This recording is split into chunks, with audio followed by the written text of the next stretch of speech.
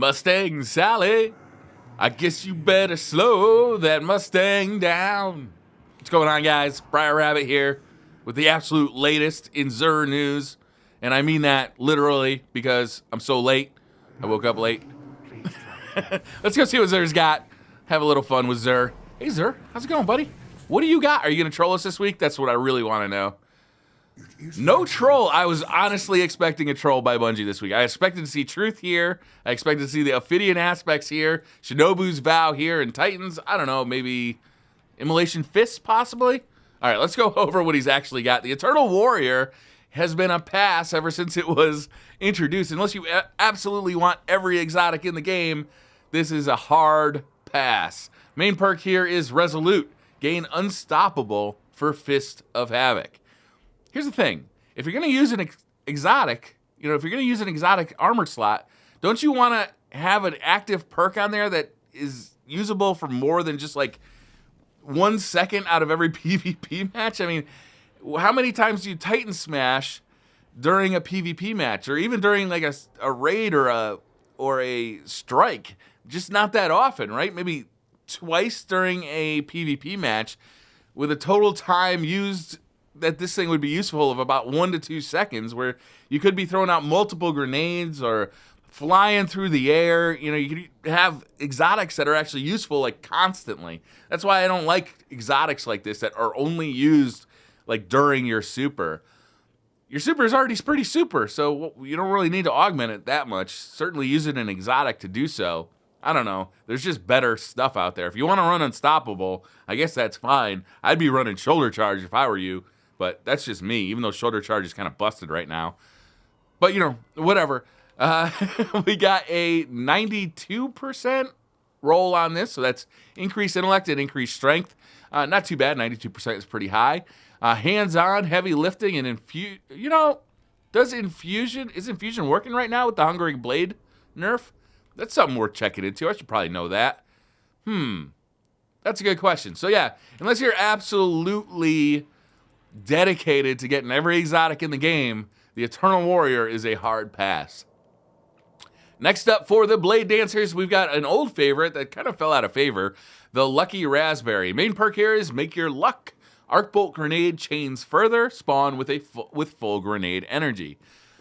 It's nice to spawn with full grenade energy. That's cool. But Arc Bolt Grenades, not really the meta right now. Everybody knows that, skip grenades are the Blade Dancer's best grenade. They're very powerful. They're very good. Lucky Raspberry, it used to be great when Arc Bolt Grenades were absolutely nasty. But these days, I would skip on this too. And it's got an 84% roll on Intellect and Discipline. So even if you buy this, you're going to want to re-roll it. Again, I would probably buy this if you're looking to collect every exotic in the game, obviously, but otherwise, this is a pretty firm pass. It's got scout rifle ammo, shotgun ammo, void recovery, and arc armor. Next up for the Warlocks, we got the Purifier Robes. Main perk here is Burn Brighter. Activating Radiance from Death disorients nearby enemies. And by nearby, like really, really nearby. When this thing was first introduced, I think it was House of Wolves. It was introduced right when Trials of Osiris came out, if I'm remembering correctly. It was interesting, and it caught people off guard, but most people know to look for this at this point.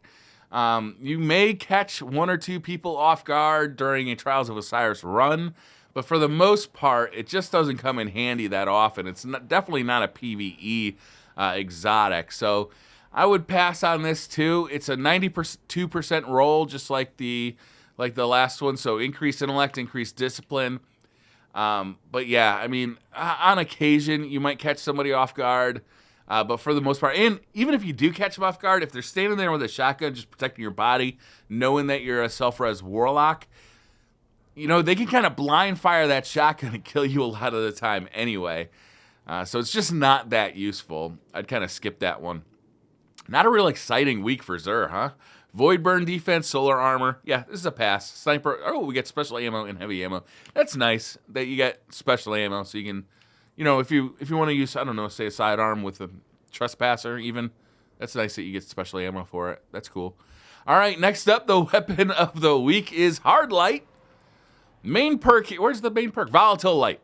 Rounds fired from this weapon have no damage fall off.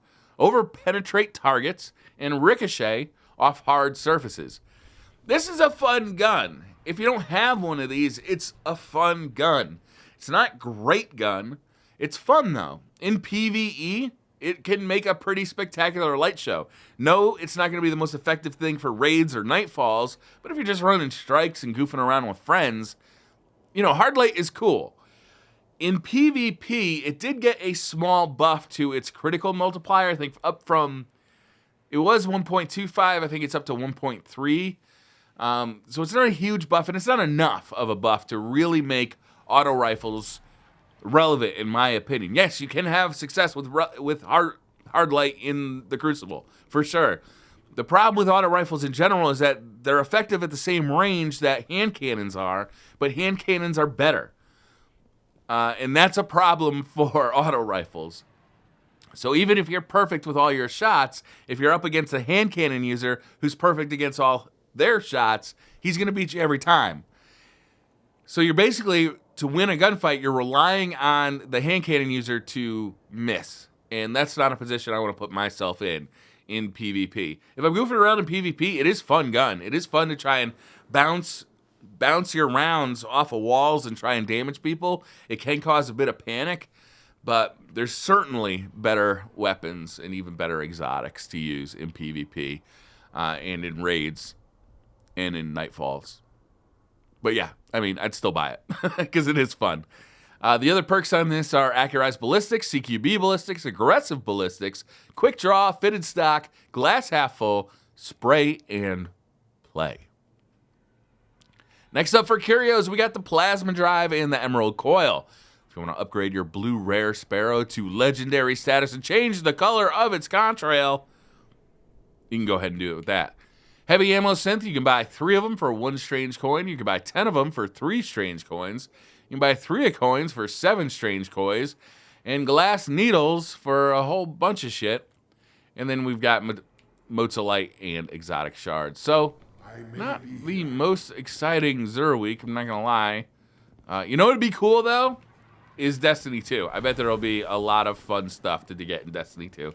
Maybe we'll get some more exotics in the, the spring update, whenever that comes. That would be nice.